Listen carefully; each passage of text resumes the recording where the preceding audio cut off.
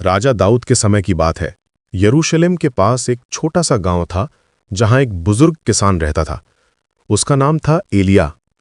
वो अपनी छोटी सी जमीन पर दिन रात मेहनत करता था, अपने हाथों से मिट्टी को सहलाता था, बीजों को प्यार से बोता था। लेकिन कई सालों से बारिश नहीं हुई थी। आसमान एक कठोर तांबे की तरह चमकता रहता था। फसल सूख गई थी, पत्ते भूरे होकर हवा में उड़ जाते थे, पानी के कुएं खाली हो गए थे, उनकी तलहटी में सिर्फ सूखी मिट्टी बची थी। एक दिन एलिय्याह अपने खेत में बैठा था। उसके चेहरे पर परेशानी की गहरी लकीरें थी। उसकी पत्नी सारा घर में बीमार पड़ी थी, बुखार से तप रही थी। खाने के लिए सिर्फ एक मुट्ठी आटा और थोड़ा सा तेल बचा था।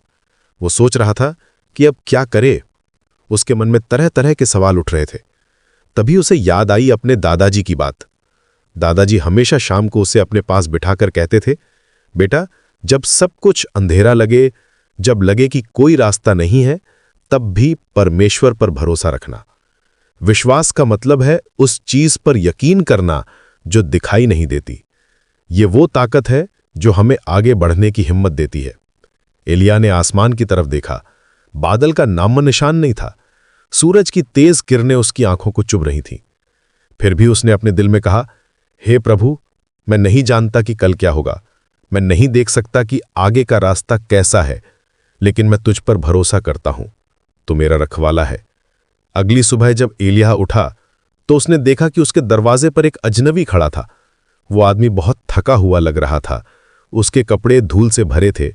उसके चेहरे पर लंबी यात्रा की थकान साफ दिख रही थी।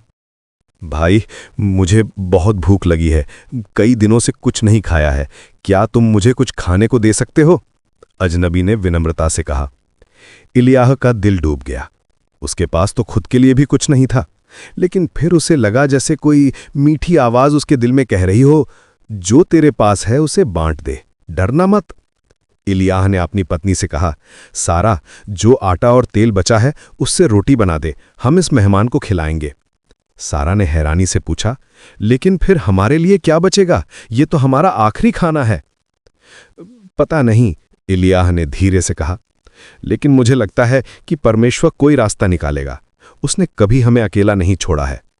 उन्होंने अपना आखिरी खाना उस अजनबी को प्रेम से दिया। अजनबी ने खाना खाया और एलिय्याह को गहरी नजरों से देखकर आशीर्वाद दिया। तुम्हारा विश्वास देखकर मैं बहुत खुश हूं। तुमने अपनी कमी के बावजूद भी दया दिखाई। परमेश्वर तुम्हें भूला नहीं है। वो आदमी धीरे धीरे चला गया। एलिय्याह और सारा अपने घर में बैठे थे। अब उनके पास कुछ भी नहीं था, लेकिन अजीब बात यह थी कि उनके दिल में एक अजीब सी शांति थी, जैसे कोई अदृश्य हाथ उनके सिर पर रखा हो। शाम को जब सारा रसोई में गई तो उसने देखा कि आटे का डिब्बा भरा हुआ था, तेल की बोतल भी भरी थी। वो चिल्लाकर एलिय्याह को बुलाई। ये कैसे हो सकता है? सारा ने आश्चर्य से पूछा। एलिय्याह की आंखों में आंसू आ गए। उसने सारा को गले लगाया।